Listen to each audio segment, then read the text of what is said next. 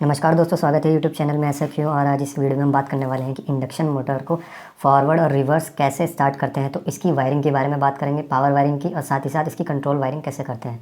तो सबसे पहले बात करते हैं कि क्लॉकवाइज मोटर को अगर रोटेट करना है तो क्लॉकवाइज कैसे रोटेट होती है, और एंटी क्लॉकवाइज रोटेट करना है यानी रिवर्स डायरेक्शन में तो वो कैसे होती है। तो इससे पहले आपको जानकारी होना चाहिए कि डोल स्टार्टर कैसे काम करता है। तो ये डोल स्टार्टर बहुत ही सिंपल है।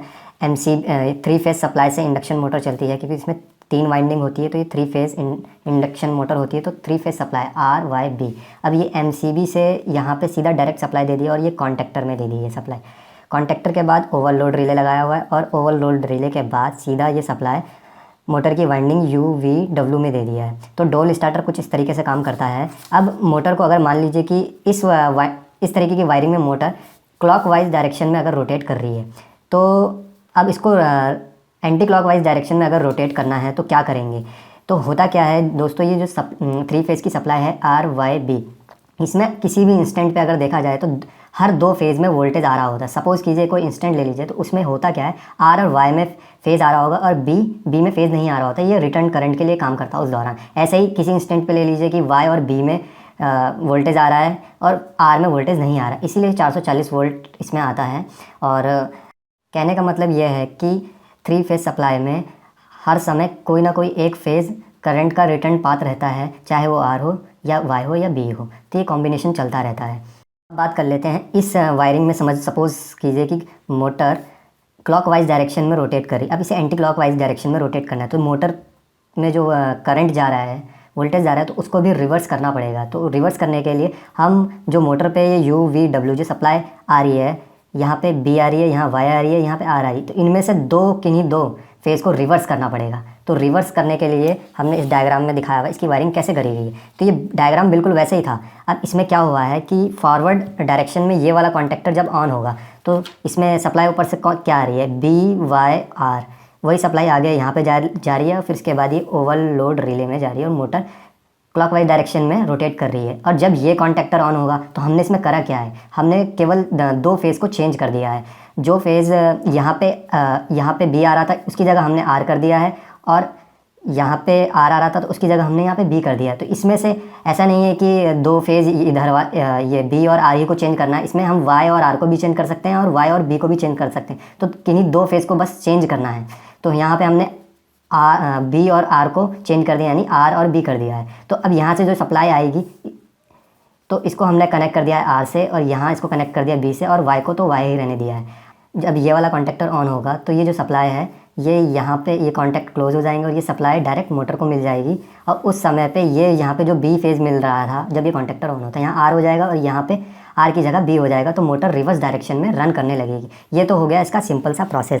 दोस्तों ये तो हो गए कि मोटर की पावर वायरिंग फॉरवर्ड में कैसे करनी है, रिवर्स में कैसे करनी है। लेकिन अब ये इन कॉन्टेक्टर को ऑटोमेटिक ऑन ऑफ कैसे किया जाएगा, तो वो होता है इसकी कंट्रोल वायरिंग से। तो कंट्रोल वायरिंग मैं बता देता हूँ कैसे की जाती है। अब कंट्रोल वायरिंग के लिए दोस्तों आपको बस थोड़ी सी नॉलेज होनी चाहिए कि कॉन्टेक्टर कैसे काम करता है। और जो कॉन्टेक्टर हो गया, जितने भी इलेक्ट्रिकल अप्लायंस हो गए, जैसे ओवरलोड रिले हो गए, टाइमर हो गया, उनमें NO और NC कॉन्टैक्ट होते हैं, तो उसके बारे में थोड़ी सी नॉलेज होना ज़रूरी होती है। तो होता क्या है कि जब भी ये इस कॉन्टैक्टर का एग्जांपल मैं ले लेता हूँ, फॉरवर्ड कॉन्टैक्टर का। तो कॉन्टैक्टर की जो कॉइल होती है A1 A2, इसमें जब तक सप्लाई नहीं जारी होती है तो ये जो कॉन्टैक्ट होते हैं 13 और 14, ये NO है, तो ये नॉर्मली ओपन रहेगा, यानी कि ये अगर 13 में सप्लाई देंगे तो 14 में नहीं आएगी। वहीं 51 और 52 ये NC है, तो 51 पे अगर सप्लाई देंगे तो वो NC पे मिलेगी। कहने का मतलब ये है, जब ये कॉन्टेक्टर ऑफ कंडीशन में है तो ये नॉर्मली ओपन रहेगा पाथ और ये नॉर्मली क्लोज रहेगा। जैसे ये कॉन्टेक्टर की कॉइल को वोल्टेज मिल जाएगा तो ये लाइन टर्मिनल भी क्लोज हो जाएंगे, और जो इसमें NO है वो NC हो जाएगा और जो NC है वो NO हो जाएगा। जब ये ऑन हो जाएगा तो ये NC हो जाएगा, तो ये नॉर्मली क्लोज हो जाएगा, और 13 में जब हम सप्लाई देंगे तो वो हमें 14 में मिलेगी। और ये 51 में जब हम सप्लाई देंगे 52 में नहीं मिलेगी, क्योंकि ये कॉन्टेक्टर ऑन हो गया तो ये NC से NO हो गया है। तो इस चीज़ का हमें ख्याल रखना है। सभी जैसे OLR रिले हो गई, टाइमर हो गया, और जितने भी इलेक्ट्रिकल अप्लायंस वो जब ऑन होते हैं तो उनके कॉन्टैक्ट NO से NC हो जाते हैं और NC से NO हो जाते हैं। तो इस चीज़ का ध्यान रखना है।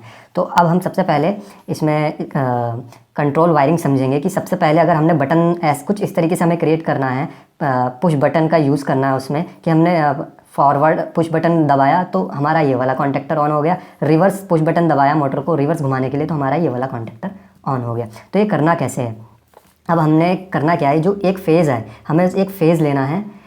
फ़ेज़ जो है बिल्कुल फ़ेज़ हम एमसीबी से यहाँ से ले सकते हैं, कोई सा भी एक फ़ेज़ ले सकते हैं। और करना क्या है, उस फ़ेज़ को OLR यानी ओवरलोड रिले के कॉमन टर्मिनल में लगा देना है, ज्वाइन कर देना, और उसको 95 नंबर से, यानी जो कि इसका ये NC कॉन्टैक्ट है नॉर्मली क्लोज है।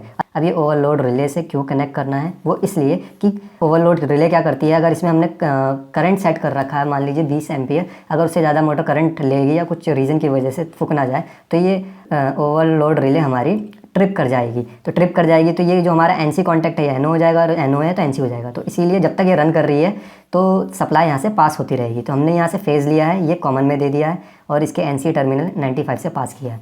फिर इसको ले जाके आगे एक स्विच है स्टॉप बटन, जो कि NC है, उससे कनेक्ट कर दिया है।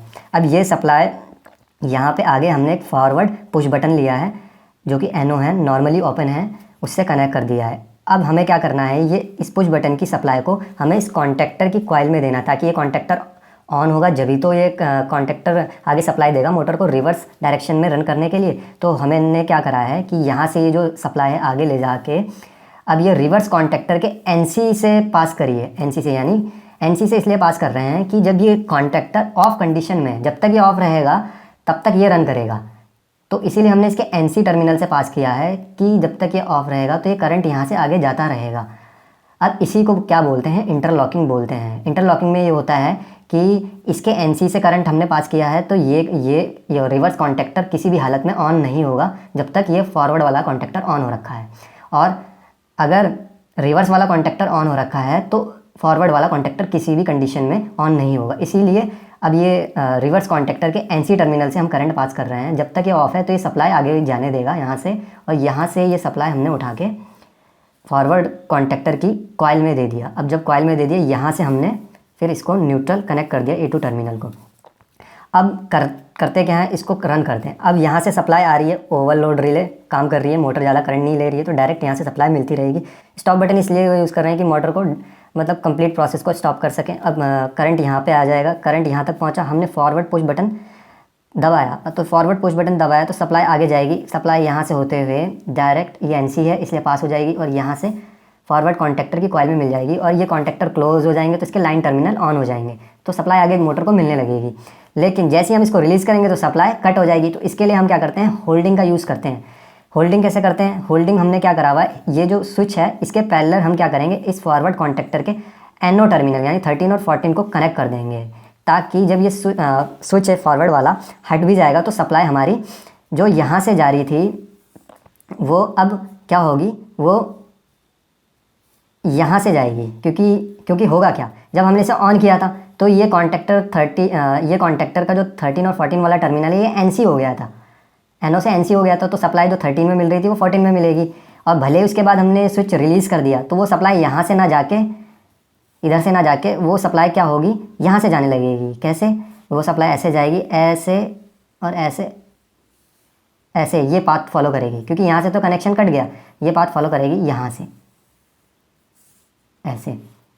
तो इसको क्या बोलते हैं, होल्डिंग बोलते हैं। अब रिवर्स, इसकी रिवर्स बटन भी है हमारे पास, रिवर्स पुश बटन, तो उसकी वायरिंग कैसे करी हुई। अब सीधा डायरेक्ट सा सिंपल सा है, इसको हमने यहाँ से रिवर्स पुश बटन जोड़ दिया है, ठीक है, जो कि NO है, NO स्विच है। अब वहाँ से हमने क्या करा, ये सप्लाई आगे डायरेक्ट इसको उठाया सप्लाई, और यहाँ से इसके NC टर्मिनल से, फॉरवर्ड के NC टर्मिनल से, जब हमें रिवर्स को ऑन करना है तो इसके NC टर्मिनल से पास कर रहे हैं। NC टर्मिनल से इसलिए पास कर रहे हैं कि जब ये कॉन्टैक्टर A1 ऑफ कंडीशन में होगा तभी ये रिवर्स वाला कॉन्टैक्टर ऑन होगा।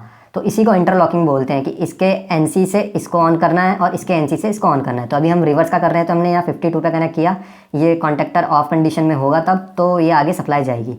तो यहाँ से ये 51 से हमने क्या करा, इसकी कॉइल में दे दिया रिवर्स कॉन्टैक्टर की A1, और A2 को हमने क्या करा, न्यूट्रल प्रोवाइड कर दिया है।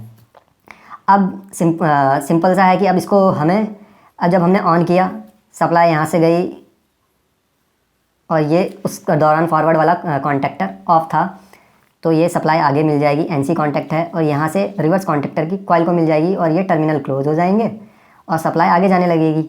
जब सप्लाई आगे जाएगी तो मोटर को मिल जाएगा, मोटर फिर रिवर्स डायरेक्शन में घूमने लगेगी। लेकिन हमें इसे होल्डिंग भी देनी है। होल्डिंग के लिए वही सिंपल सा कि जो इसका जो 13 रिवर्स का 13 और 14 वाला कॉन्टैक्टर का एनो कॉन्टैक्ट है, उसको हमें पैरेलल इस रिवर्स स्विच से जोड़ना है। तो यहाँ से हमने इसको कनेक्ट कर दिया 13 और 14 से। जब हम इसको अब दोबारा से देखते हैं, इसको हमने ऑन किया, सप्लाई यहाँ से गई और ये फॉरवर्ड कॉन्टैक्टर हमारा ऑफ था और यहाँ से मिल गई। अब ये रिलीज़ कर दिया तो सप्लाई की जो डायरेक्शन होगी अब कहाँ से होगी, अब सप्लाई की डायरेक्शन यहाँ से होगी 13 से, क्योंकि ये रिवर्स कॉन्टैक्टर का जो एनो था वो ऑन का जब इसको सप्लाई मिली थी तो ये एनसी हो गया था। अब एनसी हो गया था तो यह करंट का पाथ होगा जो यहाँ 13 में जो करंट आ रहा होगा 14 में मिलेगा और वो यहाँ से होता हुआ और फॉरवर्ड के एनसी से इसको मिल रहा है। तो ये रिवर्स कॉन्टैक्टर हमारा ऑन हो जाएगा। और वहीं जो इसका 51 52 था, जब ये ऑन हो गया तो ये एनओ हो जाएगा। तो एनओ हो जाएगा तो अगर बाई चांस किसी केस में फॉरवर्ड कॉन्टैक्टर ऑन भी होगा तो वो सप्लाई यहाँ से इसकी कट कर देगा। तो एनओ हो जाएगा यानी नॉर्मली ओपन हो जाएगा। तो दोस्तों इस तरीके से आपको समझ में आया होगा कि फॉरवर्ड में मोटर कैसे ऑन होती है, फॉरवर्ड में मोटर कैसे रन करती है और रिवर्स में कैसे रन करती है।